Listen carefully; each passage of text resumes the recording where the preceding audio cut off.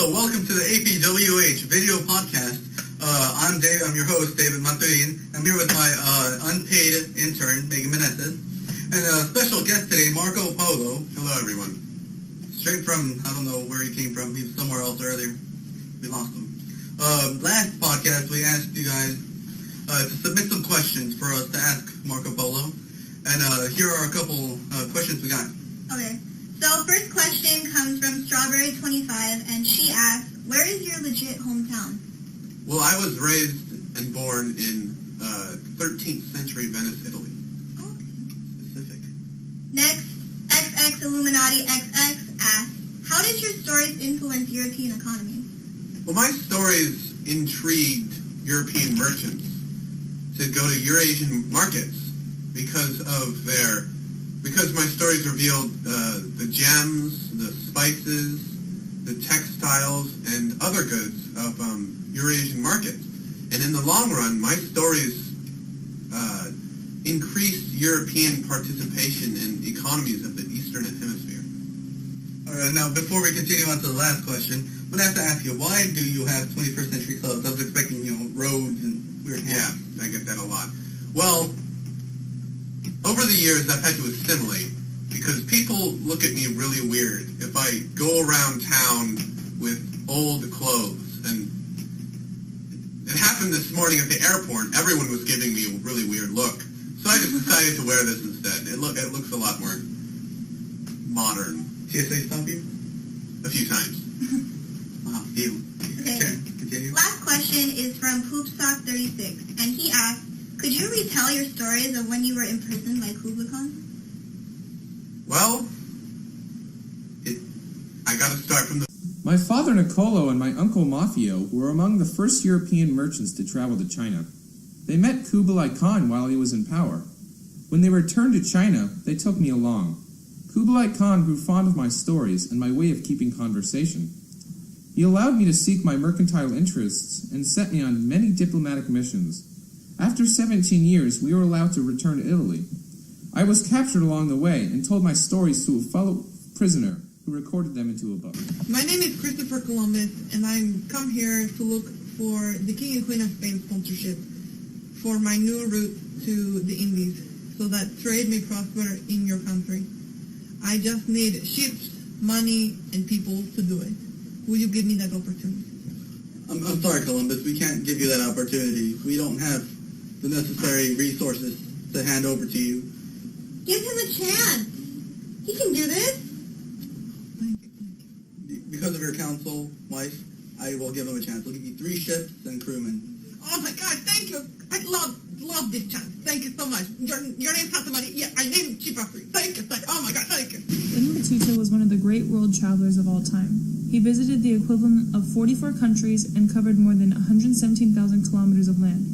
His account of his adventures stands with Marco Polo's book among the classic work of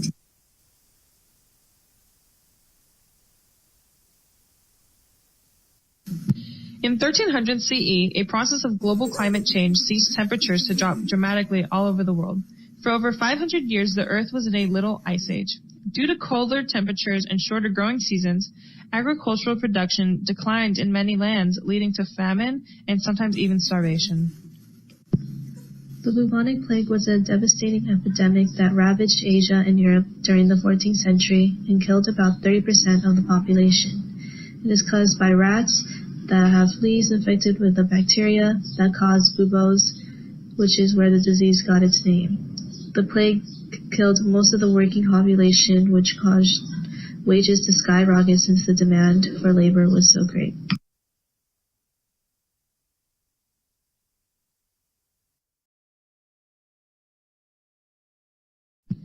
There were 2 original alliances before the Great War.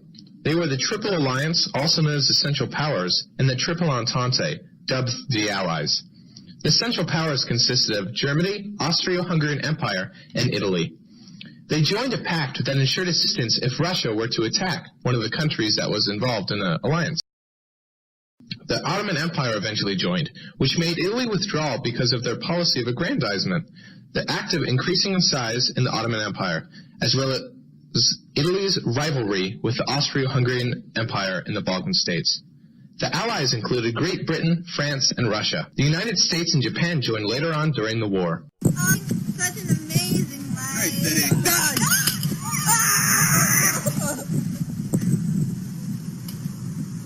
Breaking news, the assassination of Franz Ferdinand and Duchess Sophia by Black Hand members started a world war. Who are you? Nobody. Who are you? Guerrilla Princess. Who do you work for? Who do you work for? Who do you work for? What is that? The nationalist group that is designed to destroy Austria and Hungary and create our own nation. Who sponsors you? Who sponsors you? Who sponsors you? The Russians. Government used propaganda to dehumanize the opposition by depicting them as monkeys, apes, or inhumane monsters. They also used art in order to inspire soldiers to join by saying it is the right thing to do for the country and God. In the first weeks of war, many young soldiers dreamed of glory and honor, and that God was on their side. Even some German soldiers' belt buckles were engraved with the saying, Gott mit uns, or God is with us. The Russian troops echoed a similar saying, that they fought for God and Tsar. Even British soldiers fought for God, king, and country. As men went to war, women went to work.